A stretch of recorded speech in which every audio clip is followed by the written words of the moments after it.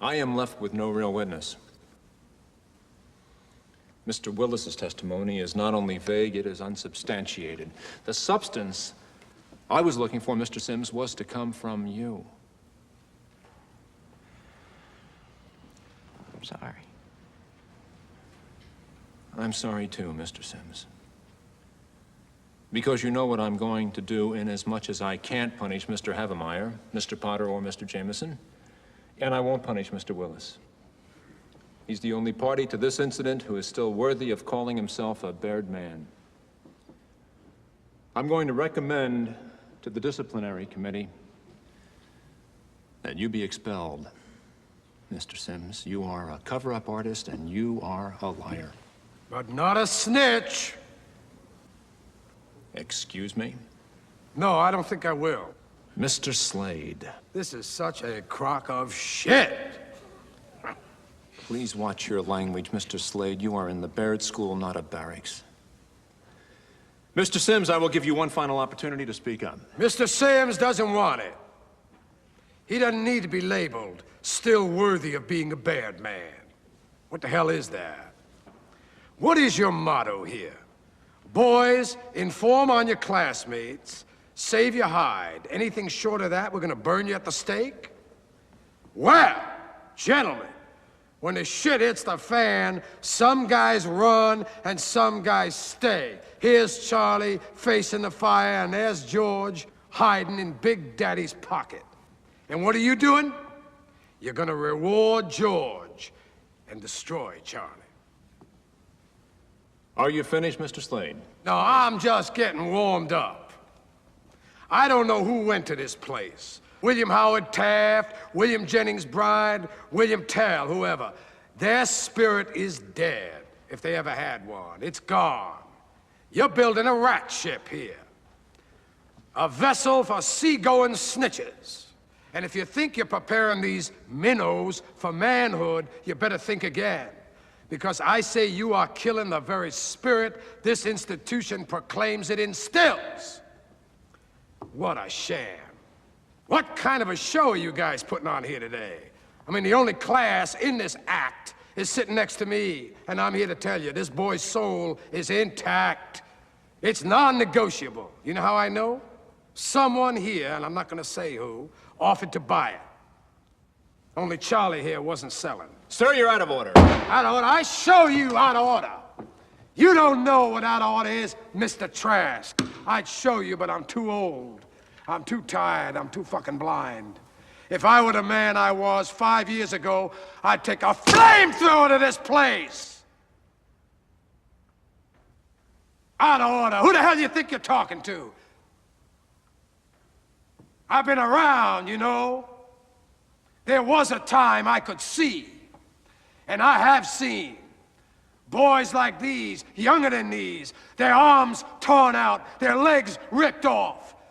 But there is nothing like the sight of an amputated spirit. There is no prosthetic for that. You think you're merely sending this splendid foot soldier back home to Argonne with his tail between his legs, but I say you are executing his soul. And why? Because he's not a bad man. Bad men. You hurt this boy, you're gonna be bad bums, the lot of you. And Harry, Jimmy, Trent, wherever you are out there, fuck you too. Stand down, Mr. Slade. I'm not finished. As I came in here, I heard those words, cradle of leadership. Well, when the bow breaks, the cradle will fall, and it has fallen here. It has fallen. Makers of men, creators of leaders, be careful what kind of leaders you're producing here. I don't know if Charlie's silence here today is right or wrong. I'm not a judge or jury, but I can tell you this. He won't sell anybody out to buy his future. And that, my friends, is called integrity. That's called courage. Now that's the stuff leaders should be made of.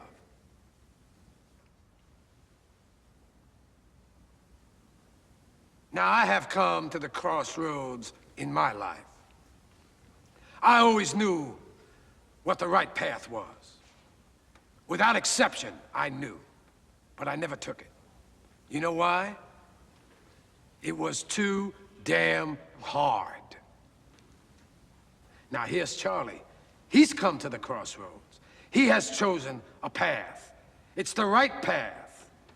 It's a path made of principle that leads to character.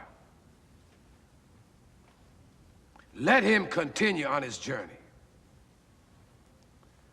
You hold this boy's future in your hands, committee. It's a valuable future. Believe me, don't destroy it, protect it.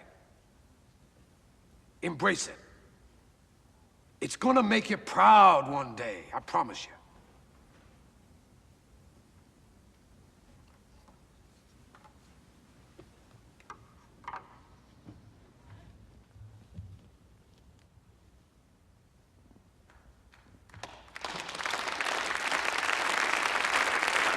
How's that for cornball?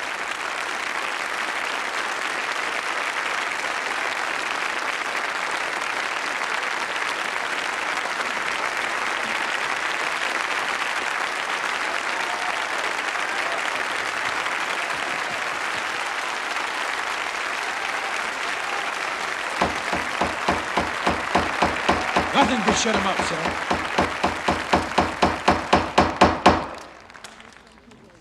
The disciplinary committee will take this matter under advisement in closed session.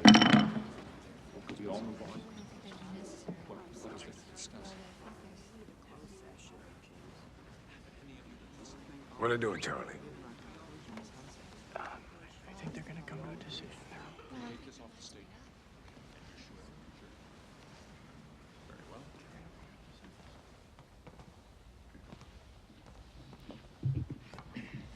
Apparently that meeting will be unnecessary. Mrs. Hunziker?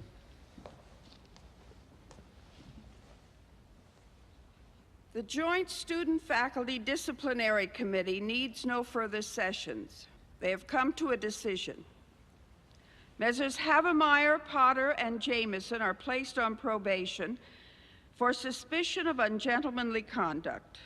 It is further recommended that Mr. George Willis, Jr. receive neither recognition nor commendation for his cooperation.